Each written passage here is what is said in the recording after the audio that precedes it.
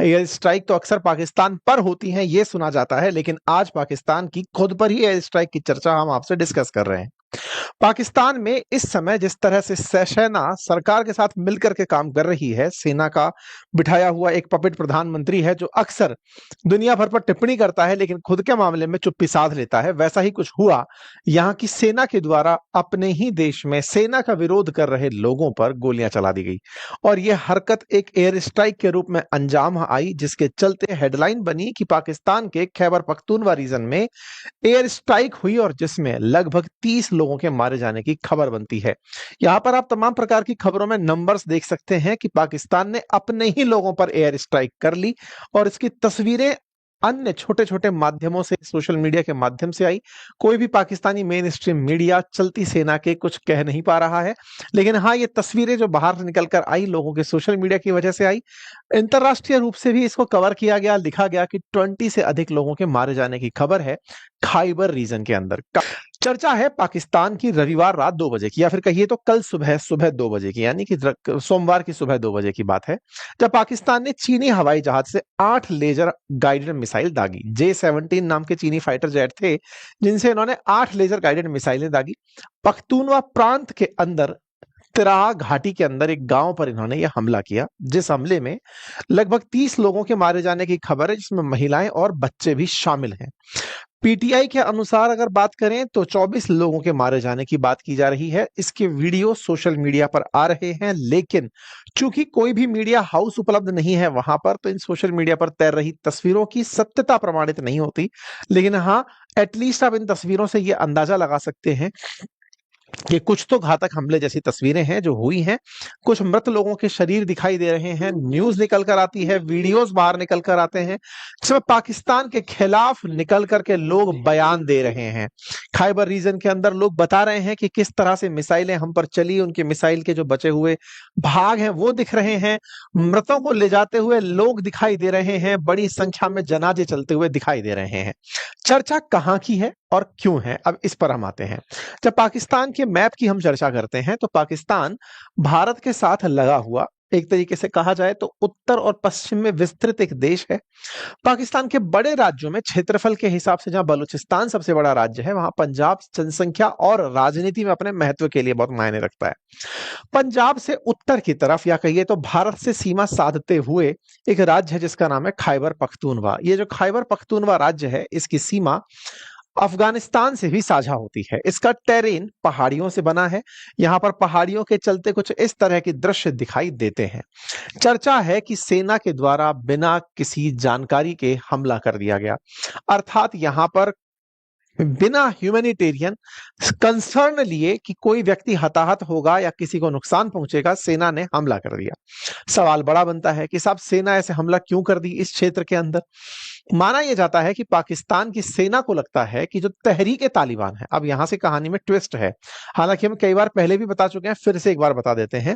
अफगानिस्तान के अंदर तालिबान अफगानिस्तानी तालिबान है, ऐसे ही पाकिस्तान के अंदर भी एक तालिबान है जिसे तहरीक तालिबान के नाम से जाना जाता है। ये जो तहरीक तालिबान नामक पाकिस्तान के अंदर तालिबानी संगठन है, इसी संगठन के ठिकाने इन क्षेत्रों में है, ऐसा पाकिस्तानी सेना का मानना है। उनका मानना है कि तहरीक तालिबान इन्हीं जगहों पर बॉम्ब बनाकर पहाड़ के भीतर छुपा कर रखता है। बॉम्ब्स को बनाने में वो ह्यूमन शील्ड का उपयोग करता है। तो बोले हमने अपने ही लोगों को इसलिए मार दिया क्योंकि वो तहरीक तालिबान का सपोर्ट कर रहे थे। अब ये कौन तहरीक तालिबान है, इस पर हमने पहले भी कई सेशन किए हैं, फिर से कुछ जगह पर आपको बताएंगे। लेकिन हाँ, इंटरेस्टिंग बात यह है कि पाकिस्तान जिसे अपने देश में स्थित एक संगठन जिसे वो पाकिस्तान में आतंकी संगठन मानता है, उस पर पहले भी ऐसी कार्रवाइयां करता रहा है। पाकिस्तान का 2006 का एक वीडियो इन दिनों सरफेस हो रहा है जिसमें इनकी सेना के द्वारा 80 सिविलियंस को मार दिया गया था। बकायदा जिस बात पर प्रॉपर तरीके से चेंगई एयर स्ट्राइक के नाम से एक विकिपीडिया पेज बना हुआ है, लेकिन सरकार ने इस 80 लोगों की मौत को इग्नोर कर दिया, ये कहते हुए कि नहीं, ऐसी कोई भी हत्या या हमारी तरफ से स्ट्राइक नहीं हुई है। अर्थात पाकिस्तान के द्वारा अपने ही लोगों को मारने पर यह कहना कि किसी की भी मौत नहीं हुई है, यह दर्शाता है कि पाकिस्तान की सेना ना तो तब और ना ही अब अपने लोगों के लिए संवेदनशील है। पाकिस्तान में सेना के खिलाफ चाहे इमरान खान बोलें या वहां के लोग बोलें, सेना उन्हें खत्म करना चाहती है। तहरीक तालिबान नहीं चाहता कि पाकिस्तान में सेना प्रभावशाली रहे, वो चाहता है कि उसका शासन रहे बिल्कुल वैसे ही जैसे अफगानिस्तान में तालिबान का है। बस इसी के चलते सेना उन्हें टारगेट करती रहती है। आप सभी को याद होगा, तहरीक तालिबान अमेरिका के द्वारा प्रतिबंधित करवाया गया था पाकिस्तान की सरकार के प्रयासों के द्वारा। तहरीक तालिबान के ऊपर पहले भी जो हमले हुए हैं उनकी मैं जानकारी आपको दे देता हूं, क्योंकि कहीं ना कहीं ये जितने भी प्रयास पाकिस्तान के द्वारा किए जा रहे हैं, ये इस मंतव्य से हैं कि ये अमेरिका को बता सकें कि देखो हम आतंक के खिलाफ कितनी दृढ़ता से खड़े हैं। ऐसा मैं क्यों कह रहा हूं? क्योंकि ट्रंप जब पिछली बार कार्यकाल में आए थे तब उन्होंने पाकिस्तान को लेकर कहा था कि आतंक के खिलाफ जो आप कार्रवाई कर रहे हो उससे मैं सेटिस्फाइड नहीं हूं। ट्रंप ने जब पिछली बार ये लाइन बोली थी, तो इस बार जब पाकिस्तान के और इस बात को बोल करके ट्रंप ने पिछले कार्यकाल में पाकिस्तान की सहायता असिस्टेंस हटा लिया था, लेकिन जैसे ही इस बार ट्रंप सत्ता में आए, पाकिस्तान की सरकार इस बात से अवेयर थी कि ट्रंप के सामने अगर हमने कुछ एक्शन करके नहीं दिखाया तो वो इस बार अमेरिका के खिलाफ ज्यादा उबल सकते हैं। इसीलिए सबसे पहले पाकिस्तान ने उन्हें भेंट में एक आतंकी भेजा, जो कि अफगानिस्तान में अमेरिकी सेना पर हमला करने का जिम्मेदार व्यक्ति था। पाकिस्तान ने उसे गिरफ्तार करके पाकिस्तान की तरफ से अमेरिका को भेंट किया, ये कहते हुए कि सर आपका मोस्ट वांटेड हम आपको समर्पित कर रहे हैं।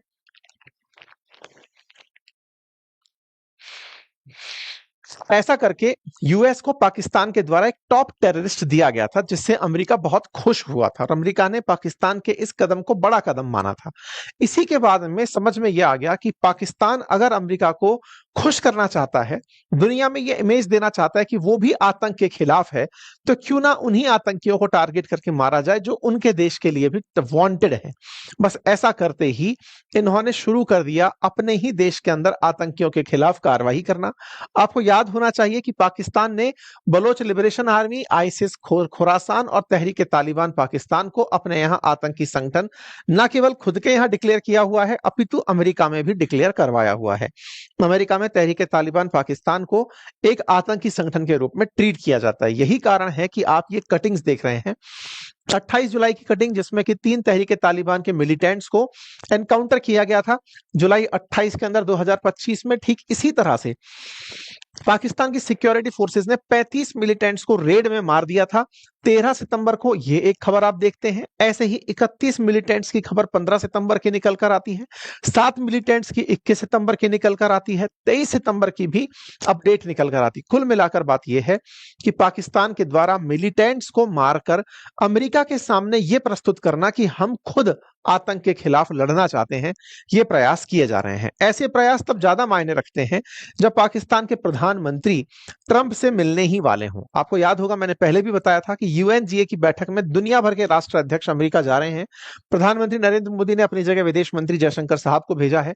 ऐसे में पाकिस्तान के पीएम अमेरिका जा रहे हैं, ट्रंप से मुलाकात करेंगे और साथ में जो अरब इस्लामिक कंट्रीज हैं वो सब मिलकर के ट्रंप से मिलेंगी और इसराइल के साथ लगे हुए जो गाजा है उसमें हो रहे हमलों के खिलाफ चर्चा करेंगी। तो ऐसे में ये अपने आप को दिखाना चाहते हैं कि देखिए हम आतंक के खिलाफ हैं।